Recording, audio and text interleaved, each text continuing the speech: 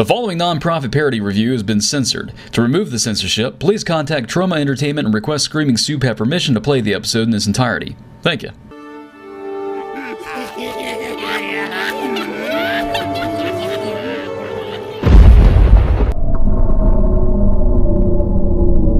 Bring up the video zone. Greetings, everyone.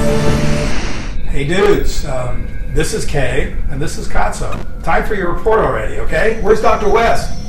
Apologies for my tardiness. I was just wrapping up some work. I trust that work regards the recovery of our injured. But of course, our winners don't always come out unscathed. So those cage matches in the dino petting zoo or whatever are still going on?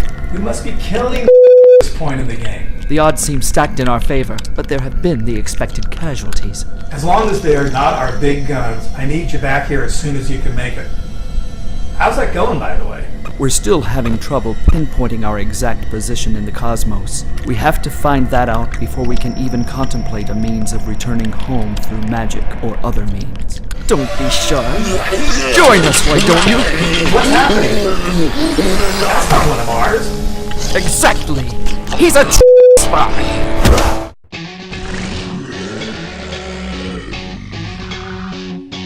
I can't watch much more of this.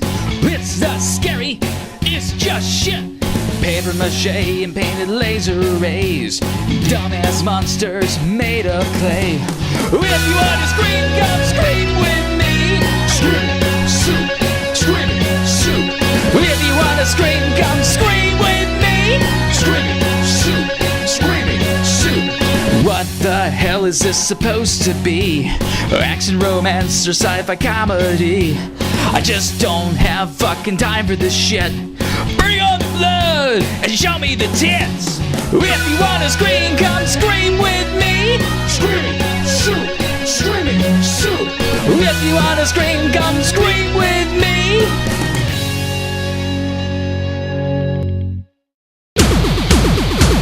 Put the brakes on this throwdown, y'all! We got ourselves a streaker! No, false alarm. It's just a baldy with some booger monster.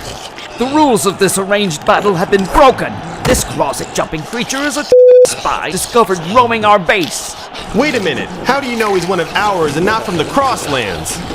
And what's that fiend doing with one of our own? Release that now! Forget I asked. Is this my mom Sopra fight? Somebody punch somebody already, damn it!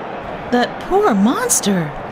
Well, howdy there, Scream Freaks. Looks like we've got ourselves a halftime show going on down there, and it's about to get ugly. Vinyl act fast as the middleman in this horror geek's wet dream. Well, hold your horses now. Ugh. What's this all about? We demand this violation of our agreement be atoned, or we will be forced to issue our own brand of reprimand. Fine by me. I'm tired of fighting your army of tiny terrors one at a time. Time to listen to my and clean up your acts once and for all. No. We don't want that. You guys had a decent idea, but you sent a shitty spy and should face some punishment for that at least. Now, Dr. Tillinghouse, surely we can keep to the plan and let you guys settle this in here, maybe with some kind of special request? So be it. We demand the spy battle a warrior of our choosing. All transgressions will be forgiven, however, the outcome. Only fair. What do you have in mind? Oh, you can't be serious! One of these fellas are going to take the monster on? What's he doing? Who's this guy? Only one of the fucking craziest, baddest legends end up fighting Rockhead Rex. Master, you return to us. Pretty clever of Travis to figure a way to call Rex's ass up. The Yahoo over there with the hench clown. He may look like a harmless Dick Tracy reject, but he's anything but. Let me clue you Scream Freaks in on this belly crawler who happens to be one of Full Moon's most resourceful villains with a review of his flick, Blood Dolls. The meat of this deceptive title ain't what you think.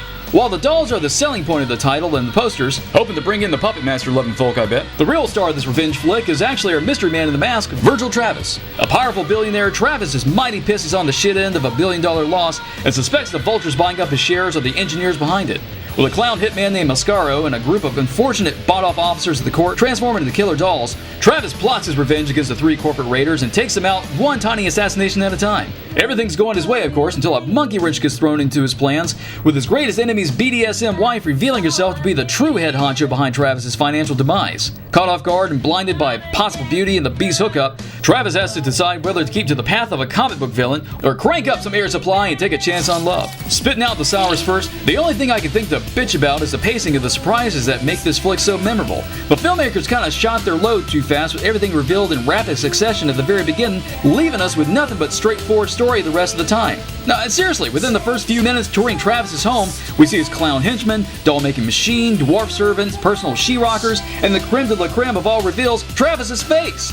A walk-in special effect is actually a pinhead underneath that golem-looking mug, which you'd think would be a shocker save at the end of the flick. But while this could serve as a final wapow in the third act, this actor did such a great job in this role, it would be a shame to hide him the whole time. It would surely keep the audience from connecting with him on a more emotional level as an empty individual looking for some fulfilling meaning. Being born a genetic experiment in a bottle can't be easy, especially if the rumors are true and he's the son of Georgina and Myron from the yet-to-be-filmed Bride of the Head of the Family. Sounds like a bit of a stretch, but hey, Mascaro's supposed to have the same clown face as Jack Attack from the Demonic Toy series, so why not connect more dots among the Full Moon movies? Checking in with the pissing timer, we don't see one wasted second in this underappreciated gem, and not so much as a single bogus scare in sight either. Now that's what I call a win-win. As cool as action figures attacking people and dodging flamethrowers is, our vote for the sweetest part of this film is Travis, hands down. Right off the bat, grabs me by the eyeballs and successfully holds my attention from beginning to end as one of the best movie villains I've ever seen. Aside from his ruthless manner for handling disputes and getting what he wants like a James Bond comic book villain, is his eccentric tastes that really make him stand out. Like passing on something as passe as a CD player for something more lively like a smoking all-girl rock band in the cage. And why subtly request your favorite tracks when you can have an angry midget as your human remote? You know, I still can't figure out these girls' position in all this though. Are they trapped, brainwashed, on the payroll? They just don't seem desperate enough to get out whenever somebody comes by, which suggests they're not prisoners, but then what self-respecting rockers would let themselves be juiced by a one-eyed chub all day? But anyway, Travis also has all these neat toys of his own design that suspend all disbelief, like this contraption for compressing folk into questionably obedient dolls who have no problem being killers. And then there's this hunk of spy junk he leaves sitting in his enemy's yard. Is it any surprise to catch on to his devious plans with this eyesore pointed at the house? His sweetest asset, however, is his right-hand man, Mascaro, who acts as his hitman and religious advisor from the Church of Divine Spirits. He's creepy, identifies with his grease job as his real face, and has one gnarly voice. Two kinds of people I know about, little man. The kind that piss their pants when you kill them, and the kind that don't. Now, which kind do you think you are?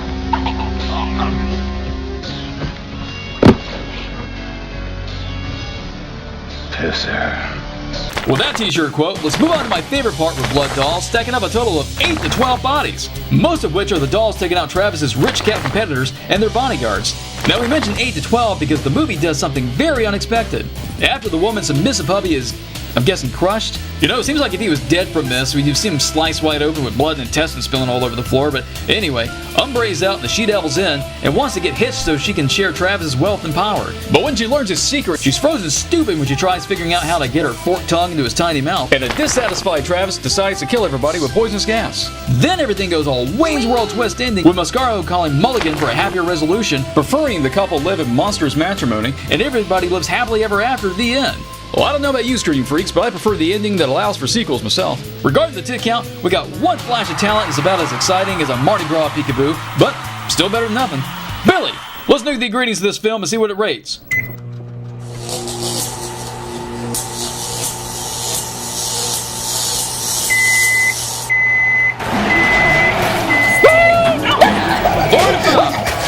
If you're tired of teen slashers or commando monster brawls, then this is definitely a nice change of pace for you. A unique horror filled with great ideas and characters. I only wish they could have pushed things a little further with Travis's eccentrics and maybe save some of the surprises for the end. I'd recommend Blood Dolls to Tales from the Crypt fans, rich cats needing ideas for something more entertaining than a chained tiger, and clown aficionados. But what do I know? I like Killer Tomato movies. Look alive, Five fans! Things about to get bounced and bloody down in the pit as the golden shower pagan god, Rawhead Rux, goes fang to fang with the puppy dog booger beast from your closet. Okay, remember everything I showed you. Take my mop. I can't fight beside you, but with this, I'll be fighting with you. In spirit. Good luck! You got this, bud. Hey, yo, let's get on that Donkey Kong!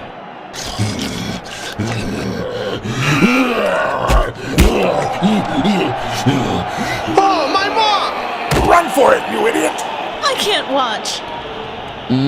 I didn't know Booger was double jointed. He's not. Ooh! It doesn't look like Booger Face is getting it easy down there.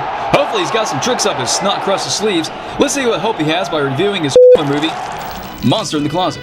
The meat of this faux documentary is about a booger with fangs sneaking in and out of closets, making late-night snacks out of the small town folk of Chestnut Hills. Small as a town may be, however, they organize a full-scale lynch mob sicking the army and police on the booger with help from local scientists and whiz kids. And there to report the whole thing is obituary writer turned journalist Richard Clark. On assignment for the Daily Globe, Clark reports in the name of truth, chocolate, and glasses getting in the way of hypnotic good looks. Unfortunately, his reference to Superman is there, and he can't do shit to help, and everything short of the kitchen sink fails to kill the booger. But the scientists have different ideas for taking down the beast, and Clark is hot to trot after Dr. Babelicious for the scoop, even if it means putting his looks on the line and listening to Dr. Einstein Twain tell the same story about dissecting frogs again. When I was a young boy, I found a little frog. And again. When I was a young boy, I once found a frog. And again. Frogs. Everywhere. Regarding the sour parts of this film, I think a lot of you out there might be turned off by the lack of gore in this kid-friendly monster movie. You've got this awesome-looking rubber suit monster terrorizing folks left and right, but nearly all the deaths happen off-screen and without a speck of bloodshed. Now, sickos like me would rather see body parts flying instead of clothes getting wrinkled any day, but I think the story and the characters are strong enough to get away with it. Despite the lack of gore, there's still plenty of great monster action, with Booger taking the army head-on, and that's after taking out the town's useless authority figures. Which reminds me of a new rule for surviving a horror movie. Unless you see it, don't assume mass killings are committed by a snake. You don't know what might be in there. I know what's in there, all right. What is in there is some giant brown snake, and I'm fixing to go in and skin it. Okay, we know you're in there, so come on out. You've got 30 seconds to get out here with your hands up. Why does this dumbass think a snake's gonna talk back? This town's lucky this dipshit was demoted 6 feet under. And oh yeah, the Whiz Kid. Many of you know I hate youngins and horror movies, but this is one of the rare exceptions. Not because it features an 8-year-old Fergie being yanked in a closet for booger food, or a 10-year-old Fast and Furious superstar Paul Walker making his first movie, but because they're not annoying youngins stealing the focus of the story, upstaging the adults with cute contraptions saving the day. Oh, okay, Whiz Kid Walker does build a device that turns music into harmless beams of painted light, but it doesn't save the day and keeps him from overshadowing his MILF of a mom and Clark. That there is a good youngin'. As mentioned earlier, we've got some pissing time, and Bogus Scares is going to hurt the ratings for this film. But pissing time reflects at least a little bit of people slowly wandering around looking for the monster with no real payoff. It scenes like this that make me want to strangle the filmmakers through the screen and demand they give us a shorter movie rather than subject us to this filler bullshit. Then we got ourselves a double whammy with 6, count 'em, 6 bogus scares. Remember, these aren't just jump scares, but monster-absent jump scares of stupid stuff like cats. Half of them are in the same scene with the husband repeatedly getting an eyeful of his wife in the shower. Bogus scared me the same way twice. I'm borderline chuckling. But 3 times I'm gonna have to kick somebody's ass. Savoring the sweets of Monster in the Closet, it's got a lot going for it. But despite a strong ensemble of characters and an excellent story balancing horror with comedy, the monster is what brings people to watch the movie and is a big deciding factor for its success. Lucky for everyone, Booger doesn't disappoint and sneaks through the closet and into our hearts.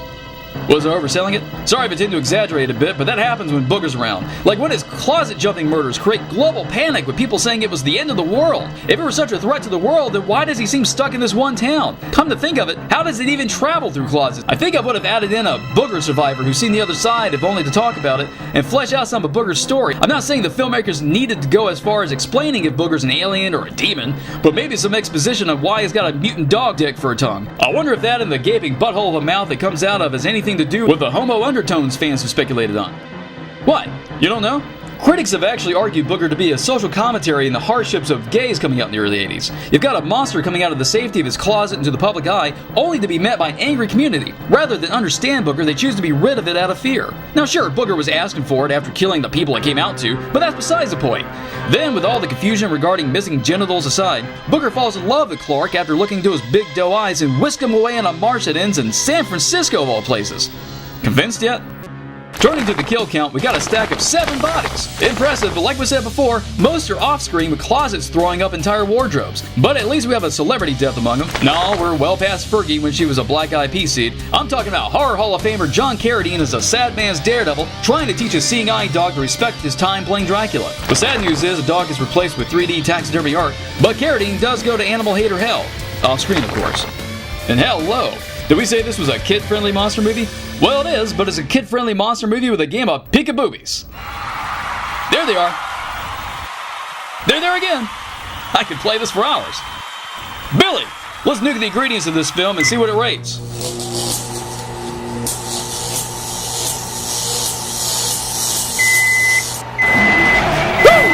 Not too shabby.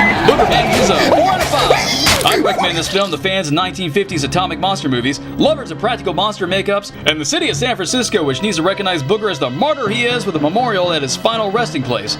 But what do I know? I like Yellow Tomato movies.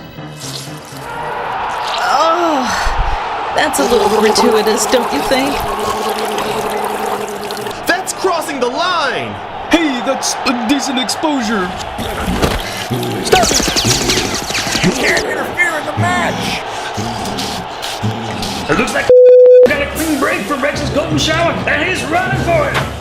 Good thinking, but drenched in Rex's pee, and he could probably sniff him out like a shark to blood. Or maybe not, hell, I don't know. I never heard of this jack fool till a few minutes ago. Oh, snap! Booger's got the upper hand after all! Right in the shower head! Look that thing go!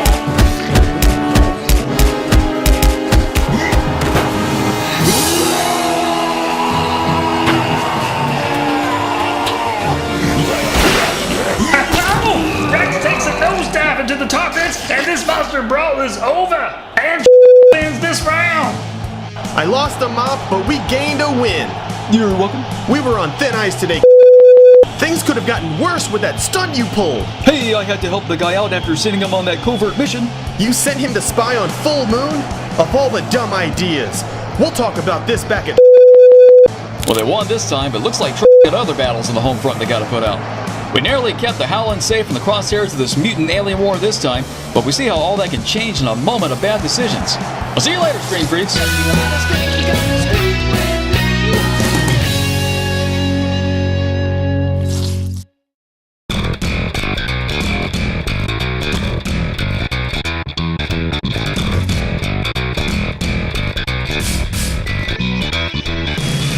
Well, howdy there, Scream Freaks. Well, thank you kindly for watching, and help yourself to more servings of Screaming Sue by visiting our site at screamingsue.com. You can read our weekly updates, character bios, and interviews, catch up on past episodes, browse our store, and drool over the Howlin' Hottie of the Week.